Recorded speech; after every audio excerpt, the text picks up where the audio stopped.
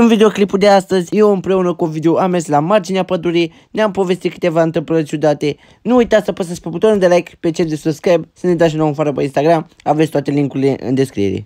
Salut tuturor și bine vă regăsim la un nou video. Astăzi seară suntem în pădure, iară cu Ovidiu. Salut! Și am schimbat locația, suntem în altă pădure. De fapt suntem acum pe lângă pădure. Eu nu văd nimic, că stau și cu blițul de la telefon, stau și cu o lanternă. Și joi 3 noiembrie și ora 6 și... vreau să fac acum o glumă proastă, rău de tot.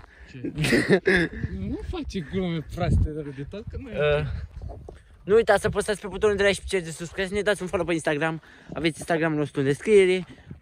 Aveți toate platformele social media, aveți linkuri în descriere, acolo puteți să-l găsiți și pe o video. Ne dați și lui un follow pe Instagram. Și noi în seara asta am avut de gând când am plecat. Să citim povești de groază, una alta. Nu știu. Dar poveștile de groază, că am zis ieri, bă, filmăm povești de groază, chestii de astea, dar faza e că, nu știu cum să vă spun eu, dar deja s-aud ciori, câini. Că am auzit o ceară, deja am vrut să mă întorc. Îți mulți bruschiți aici și tot dau unii. Ajungi la șanț. Acum când filmez este 6 ceasul, iar în 2 ore se postează videoclipul de la... când o să postez videoclipul ăsta, o să fie deja postat celălaltul. Și vreau să bubui videoclipurile astea pe care le filmăm acum. Nu mai pot să obosi rău de tot. Mie că și videoclipul ăsta o să fie filmat tot așa din gât, cum l-am filmat și pe ăla.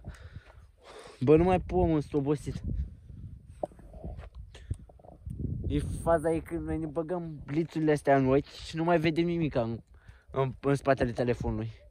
Dacă întorc camera, efectiv nu se vede nimic. Ia uitați. La mine se vede. Gen, pădurea nu se vede. În zona aia de acolo, unde arăt acum, în zona aia de acolo este satul nostru.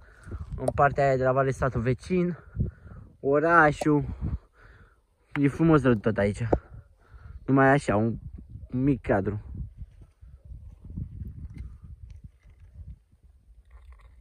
Ia fă liniște.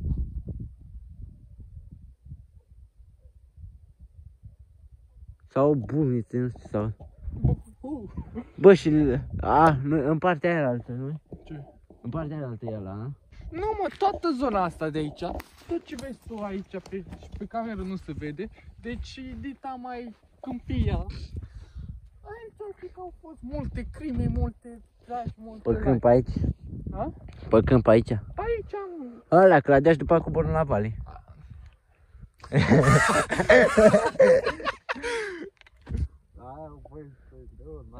Dar nu mergi măcar pe drum. Măcar. Ba, pula, ești m-am înțepat în picior, rău de tot. Bă, da, așa... Ciulinia aia. Așa, mamă, ia uite luna, ce-o stea acolo? Mai mult. Băi, ești prost ca telefonul focalizează leacă și steaua aia. Da, și la mine, ia uite.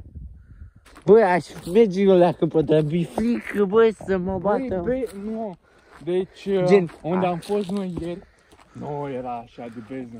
Aici nu știu dacă observați, e beznă totală, nu se observă, dar pe cameră, dar e beznă. Gen, cu cât în pădure, cu cât sunt mai mulți copaci, cu atât ai mai beznă. Tu gândește, doar știi de fapt, și ziua e beznă. Da, acum, da, e umbră. E beznă. Nu e beznă, mă. Gen, se vede ca lumea, e frumos. Da. Ai vrea să merg acum să te arăt unde am tras eu lecul, dar dracu intră. Băi, efectiv suntem la pădure. Să cam ciudat avem ăsta la... Nu mai copac, nu vezi că stă acolo. Mamă, m-am căcat pe mine. Uita și Uite, leagănul. ți-am zis că... Leagănul, gen, aici e pădure. Efectiv, nu știu dacă să observi ceva. Da. Aici e leagănul. Uitați voi. Nu știu dacă se vede până unde Aici e nu prins. se vede nimic. Până sus. Bă, uite luna aia, cică. Da, aici. Bă, mi-e frică să mă Bă, poată. și mie mi-o leacă frică, dar... Să se mete. Lovesc cu leagăr. Îți povestesc când... Bă, dar, bă, îmi pare mult mai safe leagănul ăla, adică leagănul ăsta față cum era înainte. Gen ăsta, e așa cum a prins cu sfoară, cu scândură. Ăla altul era cu sârmă. Și aici era un boschete mare. De câte ori te dădeai, aveai impresia că cazi în boschetele ăla. Băga mea și pula în el de leagă cu aia, putui morții mamei lui că era să mor de inimă. De ce, mă? Cu aia am bătoreat cu lanterna, am văzut o chestie care să dea sus pe mine și am zis că mor. Deci am reușit și noi să punem ăsta să le așezăm. Pentru carambit. Așa, bravo, om, fix și... Bă, tu știi ce greu mă ridic eu de aici, mă? Bun, ai tu vreo poveste în cap sau Bagă tu. povestesc eu o chestie de aici? Bagă. Iar am fost aici... Nu. Ți-e frică? Du-te, bă, de aici, asta e armă letală. Am fost aici cu niște prieteni. Nu spune că s-a întâmplat ceva pe aici. Stai, lasă-mă să povestesc. Mamă. Am fost aici, am venit, era azi zi. Am fost aici de... am venit să le arătăm și lor leagănul. Ei veneau ușor aici. Eu cum știam care-i treaba pe aici și locul, ce am zis? Bă, hai să le iau înainte, să mă ascund printre boscheți și dacă ei să-i sperii. Ăștia mă strigau, unde ești, bă, vină, nu știu cum. Până la urmă am ieșit, dar nu mai știu dacă am speriat pe cineva. Ne mai plimbăm noi una alta, ne mai ducem în pădure, în partea aia unde nu vrem noi să mergem acum. Întoarcem aici la leagă. Mergem noi încolo, mare sac negru. Mirosea urât tot, amortăciune. Era și moale așa, nu știu, era dubios. Cercam, noi împungeam cu bățul, nu știu ce. Am aruncat cu bolovan, dădeam cu bățul, încercam cumva ca să vedem ce e acolo. Eram muream de curiozitate. Bă, și de acolo a început să iasă pene, blană. Și era dubios rău de tot. Dar mirosea amortăciune intens rău de tot. Ăștia zicea că a fi fost ceva de iepuri, că se vedea și o leacă de sânge acolo. Era nașpa, era creepy rău de tot. Bă, nu mi-am învățat de Tot în pula aia, că fut o lanteră la oreche. Era unchiul meu, abia se cunoștea cu mătușa mea și se ducea în satul vecin cu caii și cu căruța. Pe atunci el nu avea permis. Acum avem numai un cal, dar înainte aveam doi, eram eu foarte mic. Și n-a luat-o pe asfalt sau să o iei pe drum ca tot omul, a luat-o pe vii. Bă, și mergea cât mergea și pe undeva pe vii zicea că i-a apărut un fel de persoane albe dansau chestii de astea și el zice Zi, mă, că mă uit în spate. Mă sperii coai când te uiți așa repede. Dar și dacă nu mă simt incomod.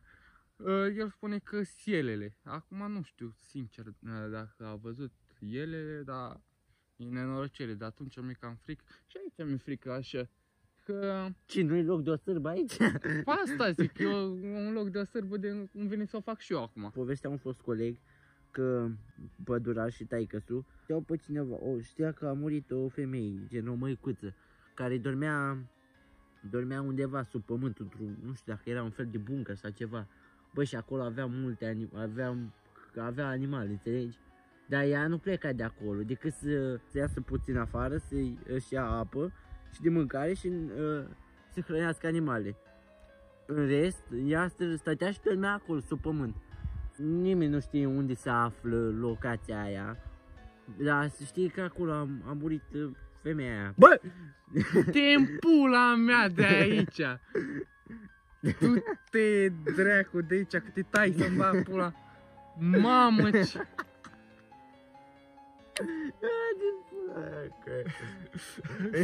Te dracu.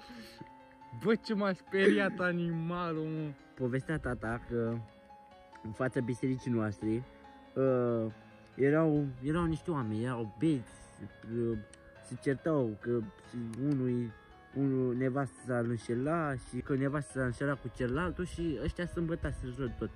Și au început se ia la bătaie în fața bisericii, se bată în fața bisericii. Până la un moment dat, când unul ajungea pe celălalt și l-a omorât acolo în fața bisericii. S-a omorât și el acolo în fața bisericii. Și uneori acolo e un aer cald, gen când e un, nu știu dacă știți, dacă este un aer cald și că e semn de rău. Și dacă vorbești sau dacă vorbești poți să rămâi mut sau să ai probleme, dacă ești la de înger poți să ai probleme de sănătate, nu știu, sau să mori sau chestii de astea, să îi nașpa de tău. Du-te în pula mea de aici, că te tai, du-te în dracu de aici, băi. Nu uitați să apăsați pe butonul de like și pe cel de subscribe, să ne dați și nou acolo un like, un alta, un subscribe, să intrați și pe TikTok. Puteți ne urmări și pe Instagram, acolo vedeți mai multe, că acolo este activitate. Puteți să mă urmăriți și pe Twitch, pe Twitch o să încep cât de curând cu live-uri, cu nebunii. Și aici am mâncat, ești gurat.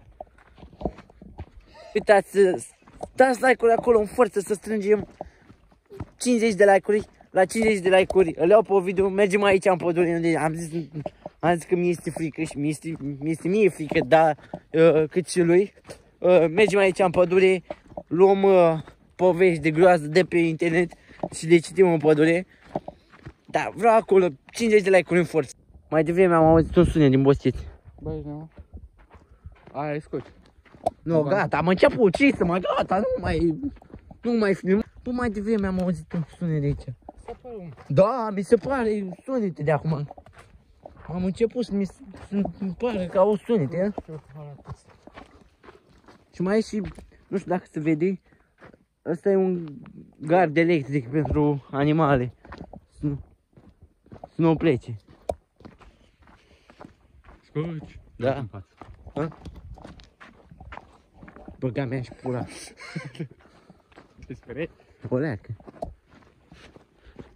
Bă, dar cheamă, cine naiba să stea? Zici de-alea, bă, pentru rahaj de... Da, aici se lasă bresturile, cesul de la animale, pe spate. Dar m-am speriat prost ăsta că mi-a arătat. Uite cu aici, îl vezi? Băga mea și pula ce m-a speriat. De? Lumina aia. Uite terenul, îl vezi? Hai că văd terenul. Lumina aceea din față, spunea că el că vine spre noi într-una. Ce auziți când? Ia că opresc lanterna. Bă, ia-ți bolovani în pula mea. Ce ai, mă? Bă, fii câini! Fii câini! Fii câini! Bă, să-ți scoate rosul! Ce-ai făcut, Dumnezeu? Gata, ne-a lăsat. Băleu. Cam atât a fost cu acest video. Am ajuns și noi la stradă. După 5 minute. De alergare de câini. Da. De morți. Nu uitați să dați un like, un share, un subscribe, un follow pe Instagram la amândoi. Să dați un like, să facem 50 de like-uri dacă vreți să mergem acolo. Să dau o femeie până la noi. Ce treacă-ți pe ăștia. Eu am fost timp de Cenuț, care a fost pus pe video și ne auzim data viitoare. Ciao! Facem bani, nu vreau